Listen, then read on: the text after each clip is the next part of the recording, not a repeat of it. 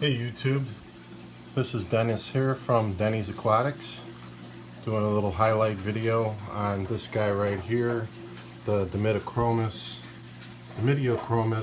Compressiceps, also known as the Malawi Eye Biter. And as I've done research on them, sometimes I'm not so sure they've earned that nickname or not, because the findings that I found while researching don't seem to be very conclusive. But anyway, it is a predator hap that can grow anywhere from 10 to 12 inches. It is dimorphic.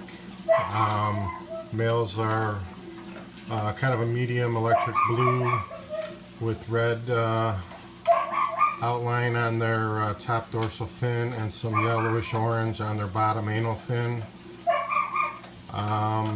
They're very, very flashy, fast hap, and they're normally found widespread in Lake Malawi, but usually and typically they are found in very highly vegetated places where they hunt their prey. They primarily feed on small mabunas or small lunacaras, or anything else actually that they can get in their mouth. I'm sure would work for them. As I read up on these guys, they kind of reminded me of the North American northern pike. Not so much in regards to size, but just their slender body, their big snoot on the front, how they like to hide in the weeds and ambush their prey, and so on. They do best with a pH of somewhere right around 7.6 to 8.6, and prefer temperatures right around 78 degrees to 84 degrees.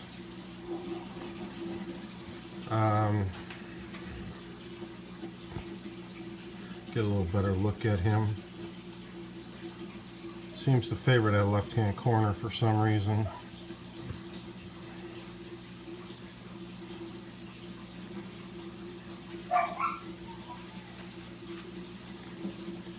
They do require a 6-foot tank, at least based on the research I've read. I would say a minimum of a 110 to a 125 would be suitable for these guys, because they do get so large and they do need that extra room to swim.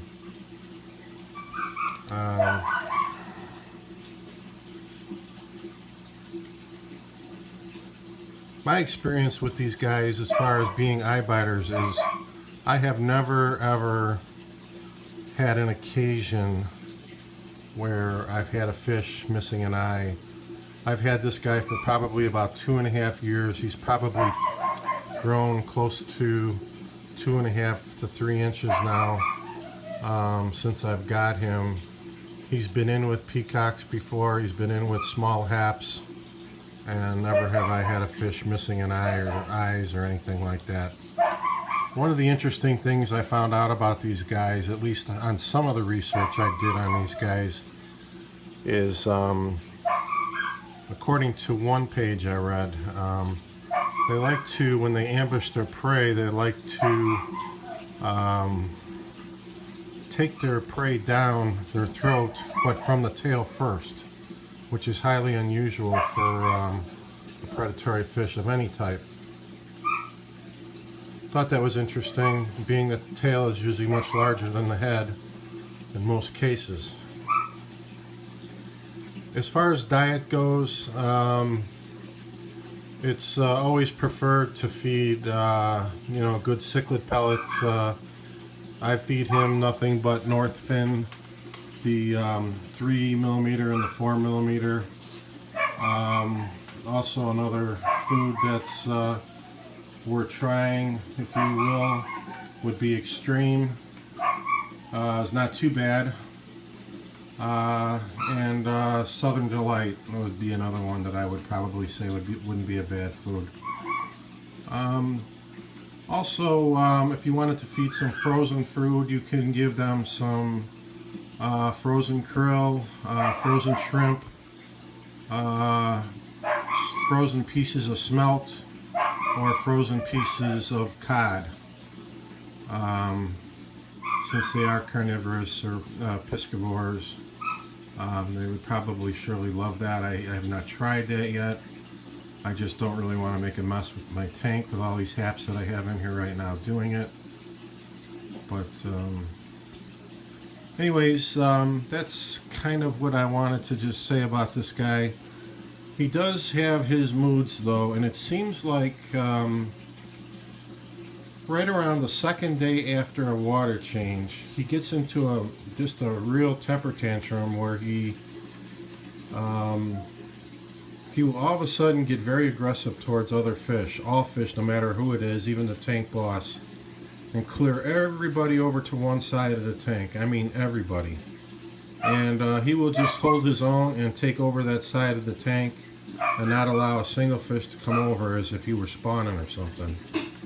There are no females in the tank, but he just, gets into that mood where he thinks he's about to breed and clears everyone out of his little area over here, which happens to be about half the tank on a 6-foot tank. Females don't get quite as big as 10 to 12 inches. They typically get about 7 to 9 inches, and they just stay a kind of a silvery gray color. No color at all, really. Just your typical hap female colors that you're all used to seeing. But other than that, I really like having this guy. He's been a real joy to have in the tank. Very interesting to watch. He typically sits up high in the tank column, in the water column, and just hovers above everything as if he's kind of staking out, if there's any prey below or something like that. I'm not sure what he's exactly up to, but he's often near the top of the tank, which is pretty close to where he's at right now. But he gets along with all the other haps that are in here. I've never had any kind of problem with him with any kind of parasites or anything at all with him. I'm also happy to report that the Dimidiochromis christii in the back there just went behind the plant there. Still parasite free. It's been 2-3 weeks now since he's been eating. He eats every day, and no more internal parasites, thanks to that technique that IFG taught me with the general cure and the dropper and the Epsom salt, doing direct oral dosing with the 3% solution of Epsom salt and general cure. This little quarter teaspoon of general cure. So I'm going to be moving out a couple fish. I'm going to be moving out a red empress. Going to be moving out a turquoise hap.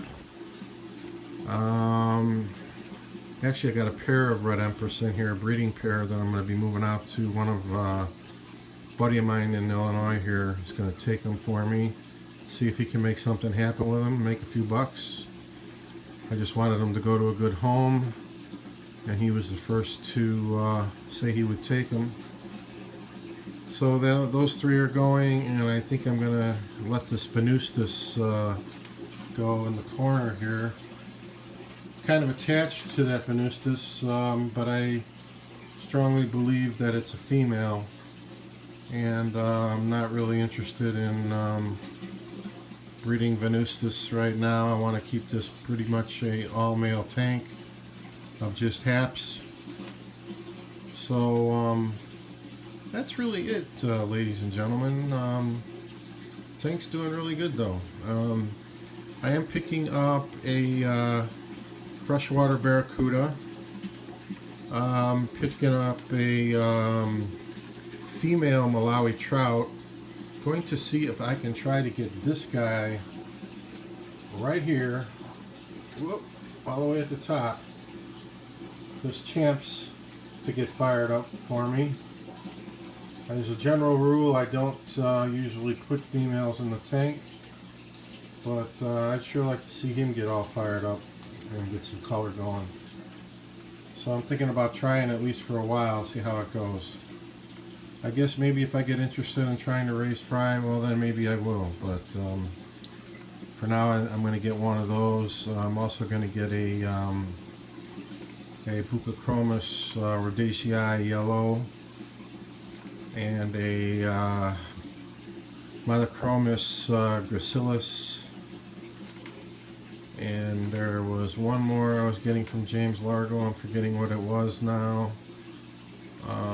It's another predator, but they'll all be coming next week Friday, and I'll do an update in a few weeks after they get out of quarantine and moved over to the display tank. So with that, ladies and gentlemen, I'll end it there. Just wanted to shout out to a few groups real quick. Ben O. Cichlid, great Facebook group. It's Ben, B-E-N, O apostrophe Cichlid. Great Facebook group to get involved with. Also IFG Tips and Tricks. Great Facebook group, especially if you're looking to watch a lot of videos, a lot of visual presentations on that group. Cichlid Conversations is a good one, although I don't get on there as often as I'd like to, but when I do get on there, there's usually some pretty good stuff on there. And from time to time I do make it onto Tank Talk. They're not too bad, and also forgot to mention one too that I get on quite frequently, and that's Jay Wilson's Aquatic Lounge. That's also a really good group to go on to on Facebook. So with that, ladies and gentlemen, I am definitely going to end it now. Thanks very much for watching. I am out.